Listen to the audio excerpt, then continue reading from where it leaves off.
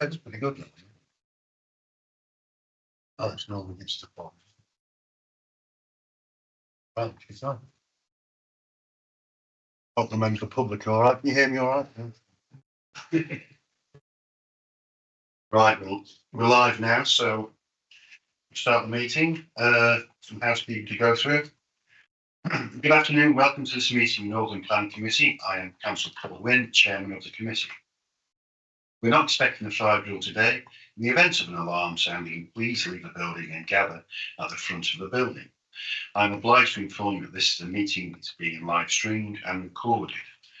But I also ask you to please ensure that mobile phones are switched off and to ensure the volume on your laptop is muted. To ensure the members of the committee and all points raised by the public speakers are properly heard, I'm to advise you that I will not tolerate any disruptive behaviour. This is a meeting held in public and not a public meeting. And if such behaviour takes place and persists, I will adjourn the meeting. Members should ensure that they are present throughout the meeting, as you cannot vote on any item if you have not heard all of the debate.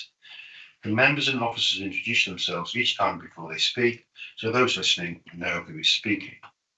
I shall now ask members of the committee and officers to introduce themselves. So we'll start off. Julian. Julian Dean, Councillor for Porto. Gary Burton, Councillor for Foregate. Jeff Owner, Councillor for Ellesmere Urban. Dick Johnley, Councillor for Whittington. Roy Allcroft, Councillor for Market Great East and Roy. Nat Green, Councillor for Quarry and Goaton. Charlotte Morrison, Interim Planning and Development Services Manager. Neil Williams, Planning Officer. Ollie Thomas, Principal Planning Officer. James Felton, Solicitor, Shropshire Council. Amanda Holyoke, Committee Officer for the meeting. Thank you very much. Right, apologies for absence. Councillor Roger Adams, substituted by Councillor David Vazimir, who's not here yet. Councillor Vince Hunt, sub Roy Allcroft. Thank you, Roy.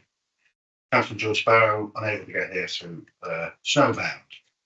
So, item 2, to confirm the minutes for the meeting held on 17th September 2024. Thank you, Gary. Seconder. Thank you, Julian. Public questions, none received. Any disclosable pecuniary interests? Thank you, Matt.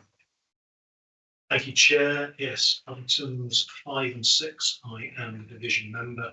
I propose that I will simply make one statement to cover them both and then leave the room just for brevity. And then also item 8, the applicant is known to me. Okay. Thank you. Any others? No. Okay. Onwards. So 5 planning applications. So the first application you've got here is Riverside Shopping Centre, and Ollie is presenting. Thank you, Ollie. Thank you, Chair. So this application is a non-material amendment to amend the description of the previously approved planning permission. We originally granted planning permission back in March this year for the redevelopment of the Riverside Shopping Centre. Since then, due to funding deadlines and the programme of works, having to bring a package of works forward, included within those earlier works the provision of public toilets. However, public toilets weren't previously listed in the description of development to what was originally granted. So this application is not a new planning permission, it's simply to amend the original description of development. Just flick through. Yep, so site outlined in red. Sure you'll all be aware of it, it's the former Riverside Shopping Centre. They have implemented on the planning permission which we granted back in March. Here's a current photo of the site. This is looking up towards Pride Hill. So the GP surgery has since been demolished, and they're slowly working their way through the shopping centre. So here is the main consideration of the application. The top description was as granted and the bottom description is as amended. As you can see, the only change is the highlighted wording to include public toilets. So just to confirm, this isn't an application where we've got any plans or drawings. We're not here to determine what the public toilets look like, how they're accessed, anything like that. It's simply to allow them to be worded within the description. All of the detail of them will come through in the subsequent Section 73 application. Thank you.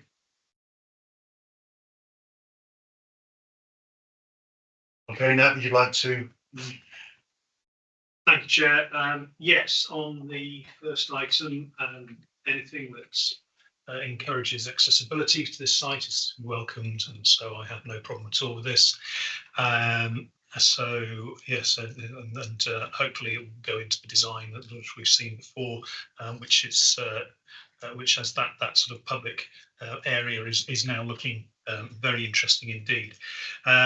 As on the second item, all I can say is that once again, I think this evolving of the plans is a good thing, but also if members would care to see the Civic Society's comments, because I think that they are also pertinent. But otherwise, I'm fully in favour with both applications. Thank you.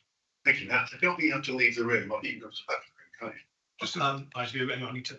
Oh, Not we'll give you a shout about 5 minutes. All right. Cheers now. Hey, on the floor. Right. Those who accept Elsie's recommendation.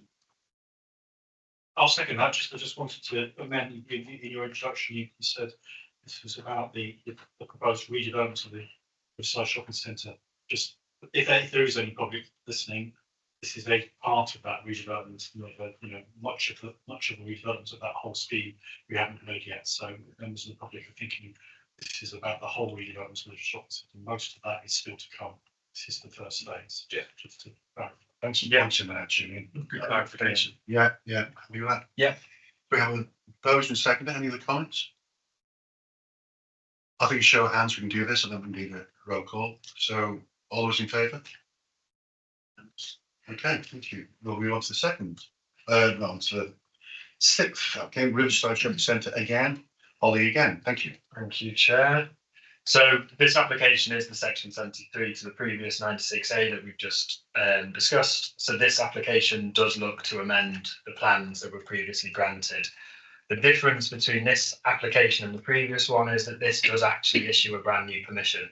So there will be 2 planning permissions sitting side by side that can be implemented. So it doesn't necessarily make any differences to how we determine the application, but we just have to bear in mind when we get to the back end of a recommendation and the conditions, we have to make sure that any conditions on the previous permission are carried through to this Section 73 permission as well. So again, application in red. This is the proposed site plan as amended. Can you see this red hashed line here? That was previously, it followed approximately there.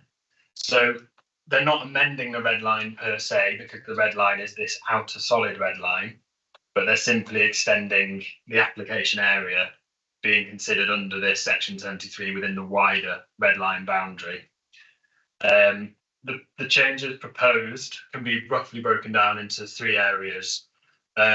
Area 1 is to the north of the site, so it's this area here. This was the originally approved plan. You can see it cuts off there, whereas the proposed plan seeks to extend that landscaping area further east along Smithfield Road. So we'll see the continuation of landscaping. There'll be a new pedestrian access off Smithfield Road through into the site, and then it will join up back into the original lift core that was granted previously. Area 2 is essentially the podium area. So here is the amended on the left-hand side. Originally, there was no podium proposed, it was just the park, whereas the amended plan shows a proportion of the future podium being delivered as this first package of works. The podium area is also where the public toilets will be provided, but at street or park level. So this view is obviously looking at podium level, and essentially under here, we'll get to the plan in the later slides. And then finally, area 3, similarly again, you can see the original plan cut off there, whereas the proposed is extending the landscaping. It's also introducing a new stepped access up onto the podium. There'll be an additional lift core, and then there is a built into this plan is a platform for a future footbridge to be delivered as part of a later package of works to do with Pride Hill. And then some other changes which are also being proposed. The main park area. This is the child's play area, and then this was a wooded area with seating and a bit of a walkway. They're slightly redesigning that to provide more naturalistic play. I think these are proposed to be in the form of kind of climbing boulders, so not your typical play swing and slides, but instead something a bit more fitting to the area, and then some more formalised seating areas. Okay, so these are some of the proposed elevations of the podium. The top set of plans is, if I just go back a few, it's this, sorry, let me go, here we go. So the top set of plans is essentially from here, on like around there. We can see the terrace seating that serves the event space, amphitheatre. The toilets are being positioned in there. And then the bottom set of drawings shows the stepped seating to the right, the new lift core on the right hand side, and then some new steps as well, serving the park to the podium level. Some more detailed elevations. This is the northern lift core, and this is a feature wall which will stick out into the landscaped areas.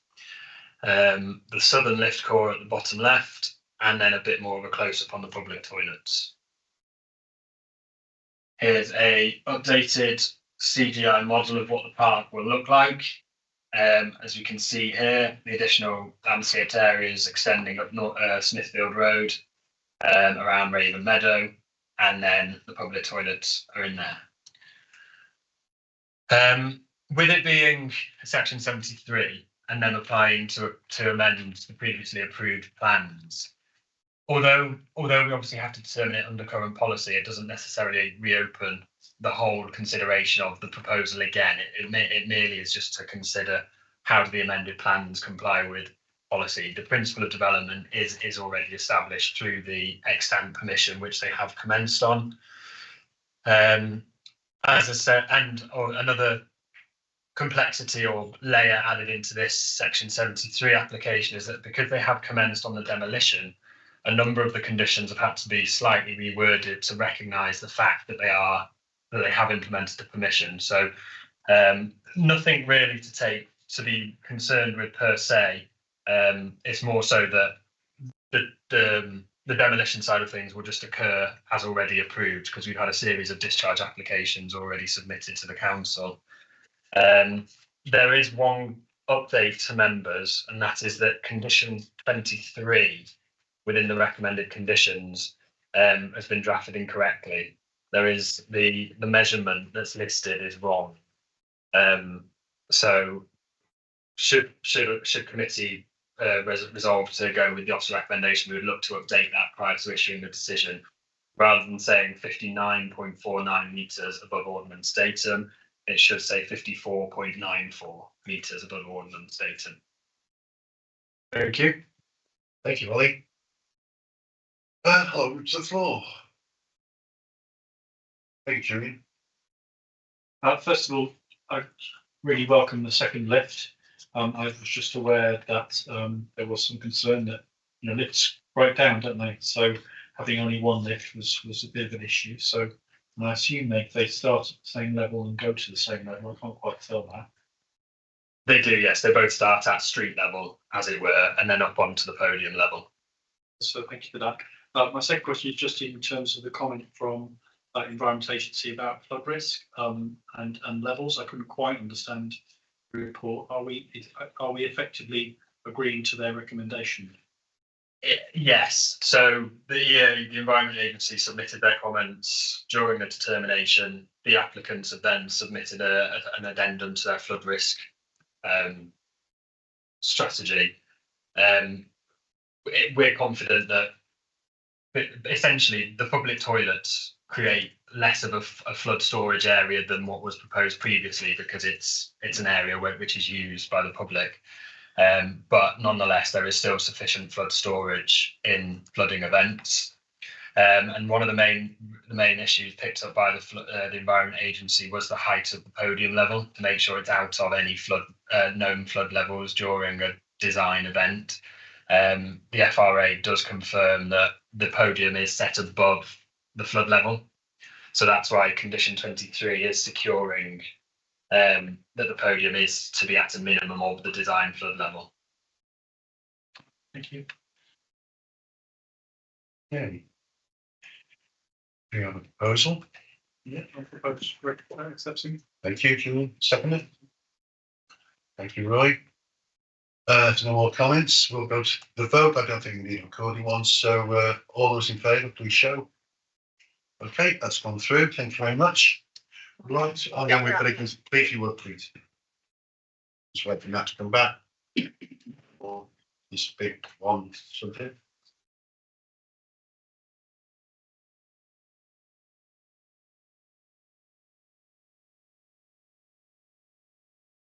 Thank you, Nat. Okay, we'll go on to item 7, which is Nia, that you're proposing this, doing this. Yes. Whatever the right word is, you've got coming to mind. There you go. Presenting. Presenting, yeah.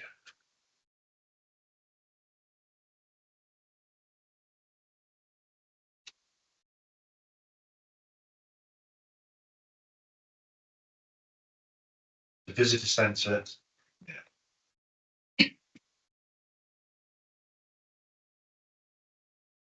IT issues.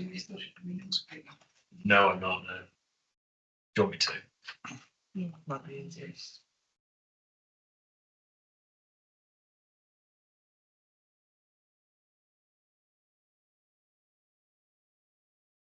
Thank you. This application is for the visitor centre off Noble Lane, which is currently the headquarters for the Shropshire Beekeepers Association. The proposed works are to replace an existing outside toilet to create one suitable for disabled access. We've received no objections and are fully in support of the proposal. It's come to committee due to the scheme of delegation as the application is on. So we'll look to that. So you can see at the top there where the visitor centre is. And then on the next screen is existing, and you can just see the small WC. And on the next slide, it'll show that it's a small increase to allow for disabled access. And we have some photos as well, just so you can see existing, and that one is just to be replaced. Thank you, Nia. Big decisions here. No, so do I have any comments first? Any comments? Seems very bog standard to me. Had to get it in, didn't it? No, I've not proposed. We support the application. I have seconded. Yeah, So thank you, Steve. Show of hands might be informed. Show of hands, please. All in favour? Unanimous. Thank you. Right. So we'll go on to item 8. Nia, to do this one as well. Yes, this is 120 Battlefield Road. Oh, sorry. Now I'm just going back. The proposed works are for the erection of rear single-storey extensions to the existing dwelling. Again, we've received no objections and are fully in support of the proposal. It has come to committee due to the scheme of delegation as the applicant is a local councillor. So you can see on the plans here where they are increasing the current bathroom, and this one here where they're increasing for a utility area.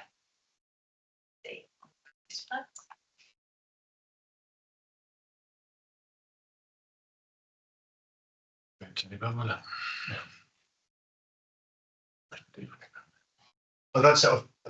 Thank you. I've got a time scale on this. I'm way out at the moment. So, right, open to the floor.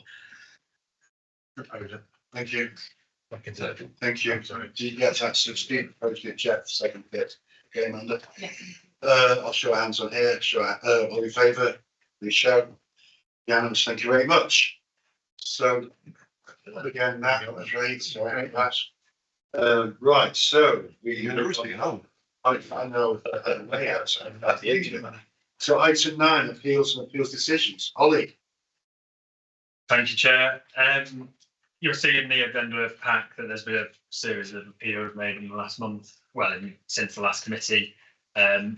Not a huge amount to take note of.